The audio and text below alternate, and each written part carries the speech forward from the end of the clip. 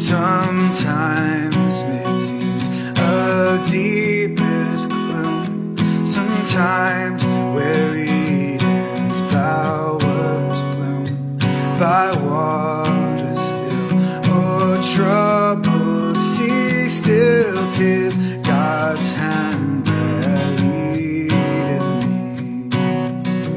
He leadeth me, He leadeth me by His own hand. He leadeth me, His faithful follower I would be, for by His hand He leadeth me.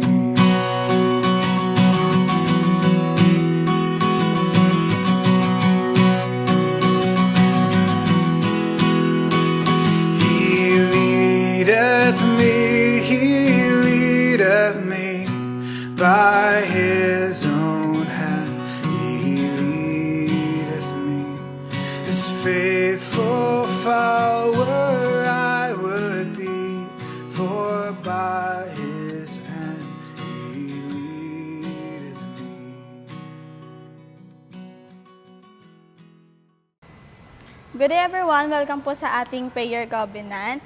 And before po tayo mag-start, let's pray. Lord, thank you for this day na binigay niyo sa amin para makapag-reflect kami sa salita mo. Open our hearts and minds para mas maintindihan namin ang mga purpose mo sa amin. Especially in times na mahirap yung mga bagay-bagay. And fill us with wisdom and courage today. In Jesus' name, Amen. Ang scripture po natin ngayon ay matatagpuan sa Acts chapter 5, verse 27 to 32. Babasahin ko po siya in NIV version. Ito po ang sinasabi. The apostles were brought in and made to appear before the Sanhedrin to be questioned by the high priest. We gave you strict orders not to teach in this name, he said. Yet you have filled Jerusalem with your teaching and are determined to make us guilty of this man's blood. Peter and the other apostles replied, we must obey God rather than human beings. The God of our ancestors raised Jesus from the dead, whom you killed by hanging him on a cross. God exalted him to his own right hand as Prince and Savior, that he might bring Israel to repentance and forgive their sins. We are witnesses of these things, and so is the Holy Spirit, whom God has given to those who obey Him.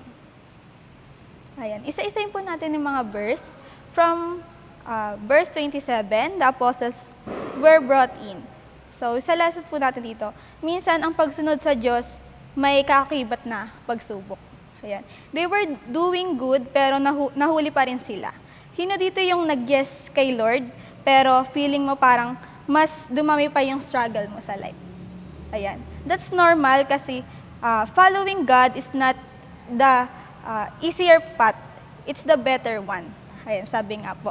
For example, sa journey natin, hindi ibig sabihin na dahil may simula na, madali na you will face a lot of struggles, pero tandaan natin na even na hindi pinangako ng Lord na di mo dadanasin yung mga hirap, pero sinigurado niya na kasama mo siya sa lahat ng kakaharapin mong pagsubok.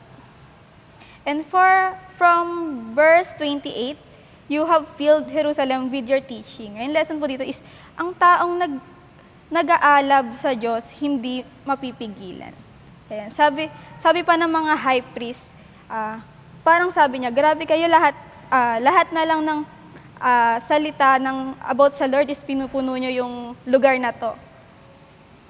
Sana tayo rin sa kahit saan, sa classroom man, GC or mga kwentuhan ng mga kaibigan natin, nagagamit natin yon para i-share yung salita ng Lord. And sa panahon po natin ngayon is marami na pong platform para i-share yung gospel. Like, ito pong prayer covenant natin through online. Ayan, marami na rin po tayong nakikita ng mga iba't ibang sa lahat ng klaseng lugar na ginagamit yung mga IG, Facebook, lahat ng platform to share talaga yung words ng Lord. And ayan po. And from verse 29, we must obey God rather than human being. Yung lesson po dito is, ang obedience kay Lord, hindi popular pero powerful. Ayan. Ito naman yung turning point verse na si Peter had to make a choice. Ayan. Susunod ba siya sa utos ng tao o sa calling ng Diyos? Same goes for us, kahit sa simpleng decisions, like joining the retreat, kahit busy sa ACADS, yung mga ganyan, sa mga student natin, or choosing purity kahit may peer pressure, you're making a stand, and yes, God honor, and that's obedient. Sometimes, may mga talaga, wakas na ang approval ng tao, but obedience to God, yan ang may simula ng purpose and wakas sa mga regrets natin sa life. And for verse 30, God raised Jesus from the dead. Ang lesson dito, kay Jesus, walang hopeless case. Peter was bold, sinabi niya, yung pinatay nyo, binuhay ng Diyos. Minsan we feel dead inside, as like burnout, heartbreak, or guilt. Pero the resurrection reminds us na God is in the business of reviving dead things. Relationships, dreams, passion, He can bring it back to life. Ayan. Ang tanong po, what needs resurrection sa puso mo ngayon? Maybe hindi na joy, kundi survival mode na lang. So, invite Jesus to breathe new life again. And for verse 31, God exalt Him to bring repentance and forgiveness.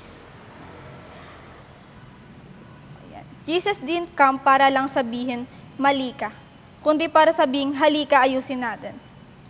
Repentance is God's way of saying, ayokong manatili kang basag. Gusto kitang buuin. And for example, may ginawa kang mali, and you think di ka na worthy to lead, mag-serve or mag-worship.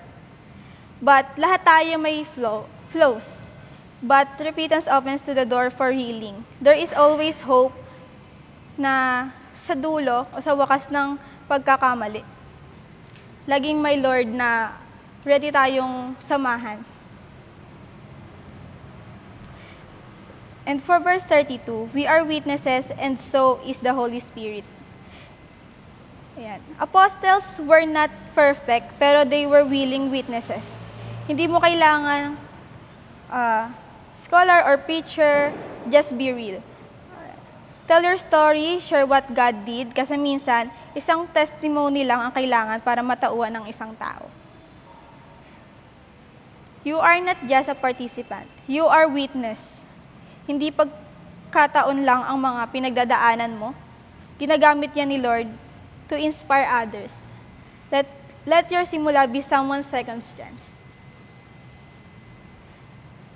And for the last, obedience is not about perfect.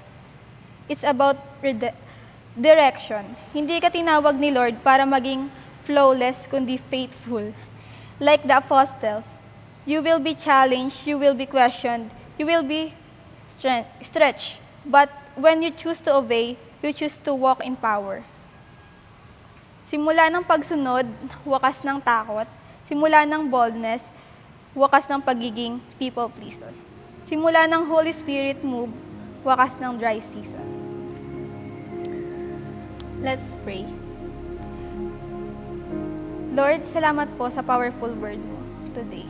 Tulungan nyo kaming sundin ka, kahit mahirap, kahit hindi na namin kaya, kahit mabigat na ang lahat, kahit hindi namin maintindihan. Give us boldness like Peter, faith like apostles, and passion like fire. We lift up all our fears, hesitations, and compromises. Let today be our simula ng pagsunod and wakas ng mga pagdududa.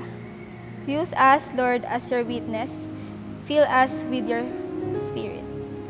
Sa bawat desisyon namin, may glorify May we glorify you. We love you, Lord, and we obey you. In Jesus' name, amen.